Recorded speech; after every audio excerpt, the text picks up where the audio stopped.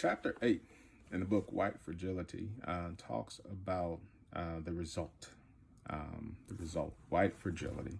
And it's an introduction, sort of an introduction to the larger concept. And there are three particular passages that I chose to expound upon. As NPR's Don Goya points out, a remarkable preponderance of white Americans believe that they also experience racial prejudice. The majority of whites say discrimination against them exists in America today, according to a poll released by NPR, and that's by the Robert Wood Johnson Foundation and the Harvard T.C. Chan School of Public Health.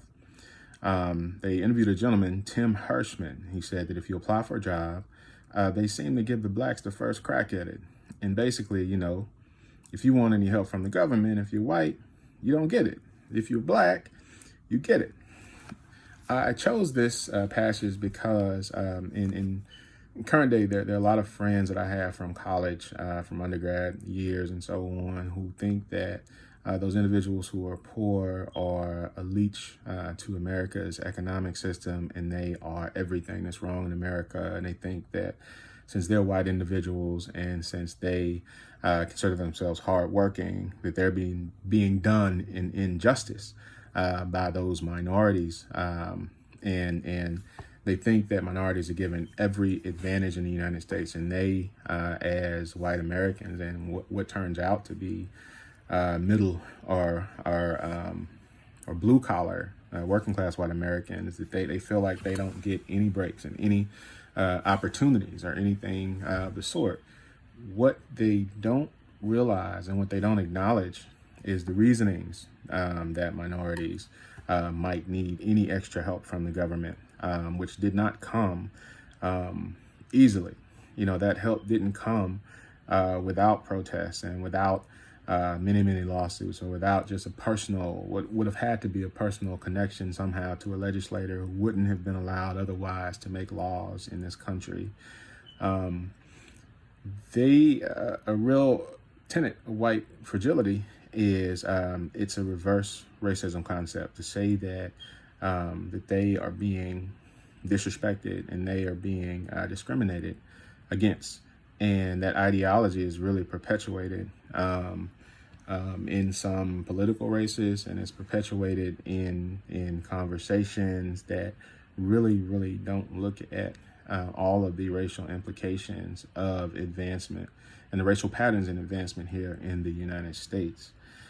So there is, as Don Gagne points out, a remarkable preponderance of white Americans who believe that they also experience racial prejudice. And the reality is, their ancestors were never enslaved. They were never limited from their ability to advance in business. They were always compensated for any work in the past that they've done. And I've also read articles that indicate that it's more the American upper class, it's the billionaires that have really forsaken the white middle class, and really all of the middle class, or those white blue collar workers. But they managed to shift their attention to the minorities who are getting governmental assistance in any way, and not to themselves as a faction that left that group in society behind. Also, I thought it was very fascinating in this chapter. It's pointed out that the language of violence that many whites use to describe anti-racist endeavors is not without significance. It's another example of how white fragility really distorts reality, and it is a misdirection of, or it's a distortion of the actual direction of violence in this country and how it's proceeded historically. The ideologies of black people being particularly violent and particularly harmful, to white people, white women especially, that has been perpetuated so that there would continue to be that enmity and that disdain for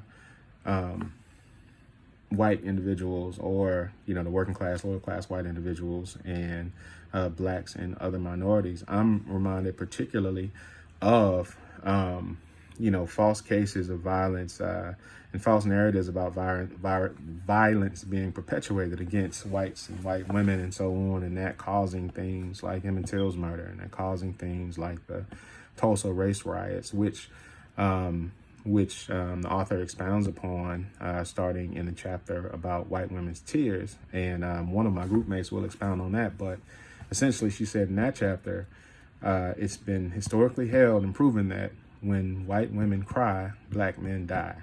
I especially identify with that as a black man.